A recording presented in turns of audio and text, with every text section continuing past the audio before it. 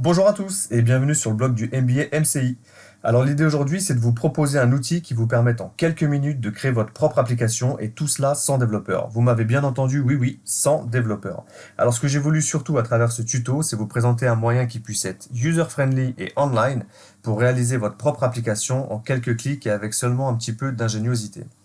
Alors, il existe pas mal de solutions sur le marché. Pour les citer, on va retrouver notamment Keosu, Swiftic, Appligo, AppMachine, MobineCube, AppMaker, etc., etc., avec un niveau de technicité plus ou moins avancé. Alors, pas de panique, je vais vous décrire tout cela dans le texte descriptif de la vidéo et vous aurez tous les liens nécessaires. Alors après, nous sommes d'accord, c'est vrai que la version gratuite vous permet de faire des choses plutôt basiques, mais redoutablement efficaces. Pour aller plus loin, il faudra passer notamment par les solutions payantes, bien entendu. Alors mon choix s'est porté aujourd'hui sur Goodbarber, qui est un outil qui permet de créer gratuitement, notamment sur la version en test, votre appli et de visualiser en direct vos modifications. Alors elle est assez intuitive et facile à prendre en main. Vous allez voir, je vais vous expliquer tout cela en détail et c'est maintenant. Alors direction le site Goodbarber. Donc comme ça se prononce, voilà, c'est le premier lien. Alors là en fait il s'agit d'un premier lieu donc de choisir un nom pour votre application. Donc, nous, on va choisir un nom très simple, hein, OnMove par exemple. Vous avez la possibilité aussi de choisir des thématiques par rapport à votre application. Donc nous, on va choisir par exemple entreprise. Et voilà, c'est parti, créer votre application. Voilà, votre application est prête. Donc là, le template est en train d'être généré. Le site vous met tout de suite les possibilités de visualisation pardon, sur le téléphone, tablette, PC, etc. Avec notamment aussi toutes les sections qui va être utile de consolider pour créer votre application à terme et enfin la publier. Alors ok, j'ai compris puisqu'on va regarder tout ça en détail et ensemble. Alors, style global. On va commencer par le début. Alors, comme vous l'avez vu, il y a 7 étapes. Donc, style global, header and body, section, menu, icône, écran de lancement, publication. Donc, ces 7 étapes vont vous permettre successivement de progresser et de construire votre application pas à pas. Alors, je vous conseille de commencer par le début. Donc là, on va commencer par le style global. Voilà, donc le style global va vous permettre de choisir donc des thèmes de couleurs. Donc voilà, vous avez toute une série de thèmes et notamment de couleurs. Nous, on va choisir celle-ci, puisqu'elle me paraît plutôt pas mal. Voilà. Donc vous avez vu, il y en a quand même un certain nombre. Il y a vraiment de quoi faire. Donc nous, on a choisi ce thème-là. Voilà, vous allez pouvoir choisir notamment la typographie et modifier la taille des textes, comme ceci. Voilà, avec les visualisations sur le template à gauche. Choisir également la police, la taille des polices, la forme des boutons. Donc moi je préfère le côté plutôt arrondi. Donc on va choisir cette option-là. Les effets de survol également sur les photos, qui sont plutôt quand même bien réalisés. Donc moi je vais choisir celle-ci. Voilà. D'autres éléments additionnels sur la forme des icônes. Là également il y a un très grand choix, donc ça c'est intéressant. Les icônes de retour également que je vais laisser parce qu'ils me conviennent très bien. Donc appliquer. Donc voilà, le style global de l'application a été paramétré. Maintenant il va s'agir d'aller à l'étape suivante et d'enchaîner sur la partie menu. Donc header et body, voilà. Donc vous allez pouvoir aussi également modifier le nom de votre application si jamais vous n'étiez pas fixé, donc ça c'est pas mal. Ça vous permet de modifier aussi les choses en temps réel, modifier les couleurs, les polices, etc. Savoir si vous voulez les mettre le logo par exemple au centre ou sur la gauche, donc ça c'est pas mal non plus. La possibilité aussi d'ajouter de ce qu'ils appellent donc sur le site de Goodbarber des actions. Donc moi ce que je trouve intéressant c'est de pouvoir ajouter un petit icône de lien externe par exemple.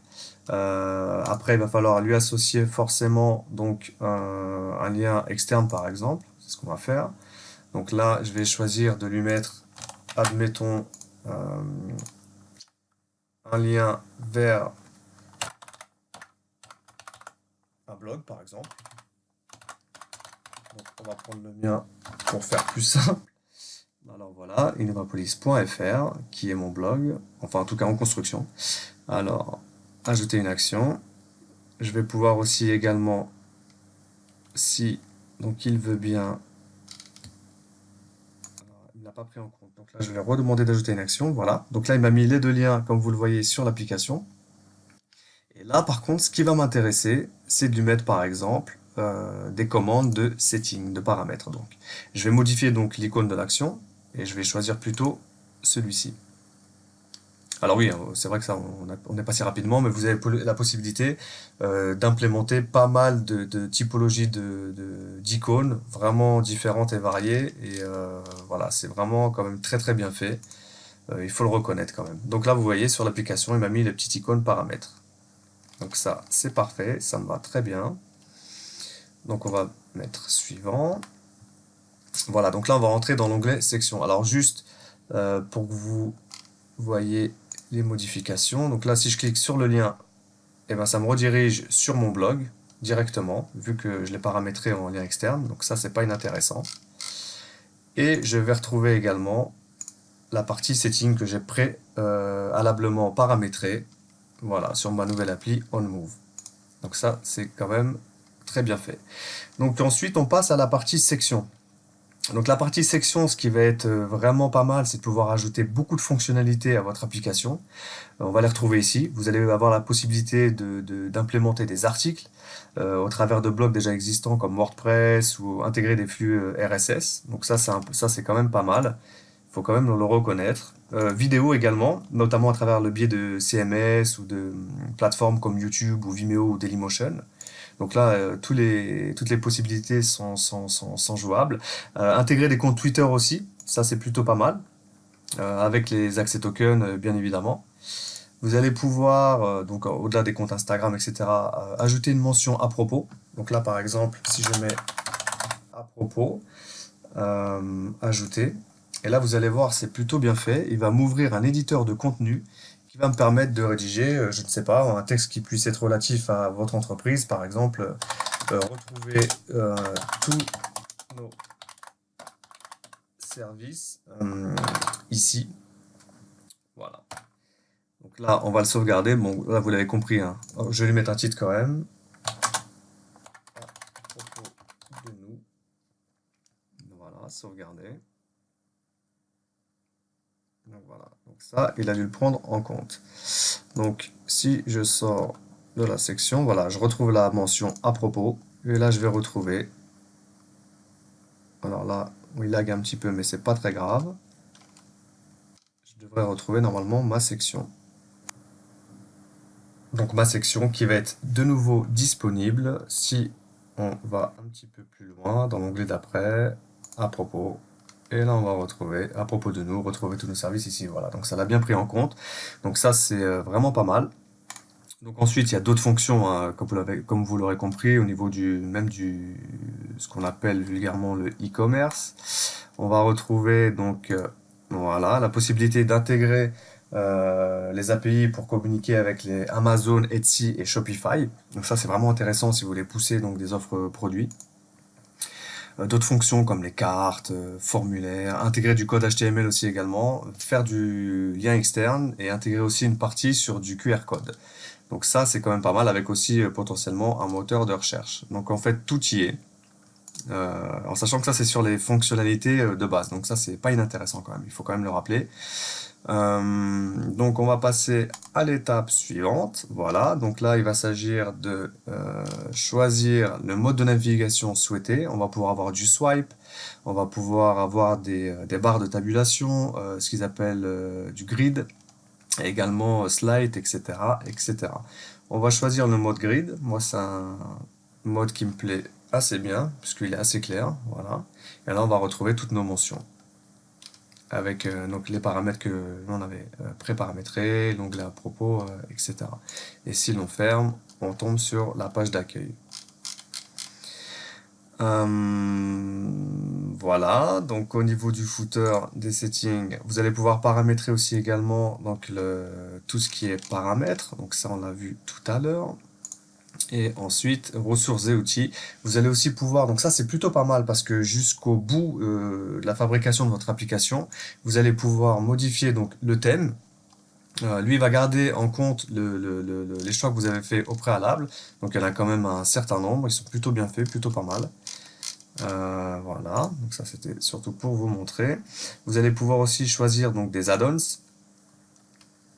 Et là, le site prévoit des fonctionnalités qui sont vraiment intéressantes, comme le geofencing, qui va pouvoir adresser donc des clients qui sont proches de vos locaux en leur pushant des offres. Donc ça c'est pas mal, geofencing. Ils ont intégré aussi la particularité des e-beacons, la possibilité de faire du push programmé, notification SMS. Donc c'est quand même une solution qui se révèle assez complète lorsqu'on commence vraiment à creuser le sujet. Alors, on va paramétrer également donc, un écran de lancement. Donc là, par exemple, vous pouvez mettre admettons, welcome, euh, welcome on, welcome, welcome pardon, on move. Voilà. Donc là, vous allez pouvoir donc, générer votre écran d'accueil dans un très court instant.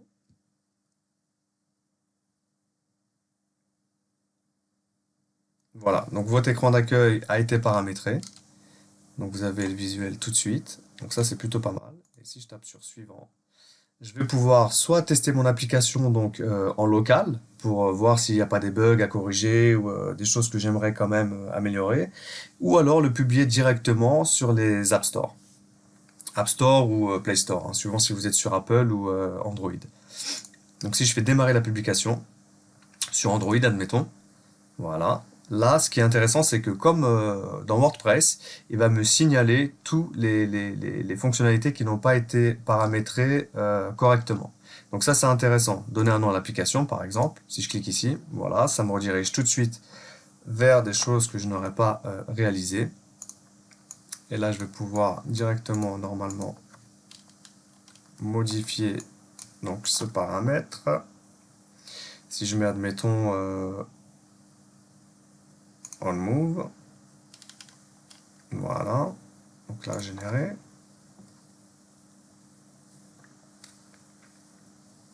Et je vais pouvoir comme ça continuellement faire toutes les modifications qui m'intéressent. C'est vraiment très pratique pour ceux qui ont par exemple une petite entreprise ou une petite structure et qui souhaitent vraiment être présents sur sur les stores, en sachant qu'il y aura aussi une contrepartie financière. Voilà. Alors ça, j'ai trouvé ça vraiment pas mal. Je voulais vraiment vous présenter tout ça parce que il faut reconnaître qu'en très peu de temps, vous arrivez quand même à quelque chose de très abouti. Donc, si on fait donc démarrer la publication, pardon, on va pouvoir rediriger notre application, vous l'avez compris, vers les stores. Et ça, c'est plutôt pas mal. Alors, le seul petit bémol, c'est que j'ai pas trouvé de solution pour monétiser l'application, notamment sur cette solution. Par contre, vous pouvez l'avoir sur d'autres. Alors, n'hésitez pas à aller aussi regarder ce qui se passe sur le marché, parce que vous pouvez aussi, dès le début, aller la monétiser, tout simplement. Une partie aussi également que je voulais vous montrer, c'est sur la partie audience, où là, vous allez pouvoir avoir toute une série donc, de KPI, donc de Key Performance Indicator, pardon, sur le trafic de votre application. Donc ça, c'est plutôt intéressant. Et ça, c'est disponible de façon native dans l'application, dans la solution. Avoir des éléments aussi sur votre audience, sur l'aspect social, voilà, que vous puissiez avoir des notations par pop-up, etc. C'est vraiment quelque chose de très complet. Moi, je la recommande vraiment et elle est vraiment plutôt aboutie. Elle est vraiment aboutie. Donc voilà, le tuto s'achève ici. Vous avez vraiment compris le principe, enfin en tout cas je l'espère. Donc merci à tous pour avoir suivi ce tuto. J'espère qu'il vous aura plu et surtout qu'il vous aura donné plein d'idées pour créer votre future appli. N'hésitez pas à liker, partager cette vidéo au maximum si elle vous a plu. Amusez-vous bien et quant à nous, on se retrouve très vite sur le blog du MBA MCI. À bientôt!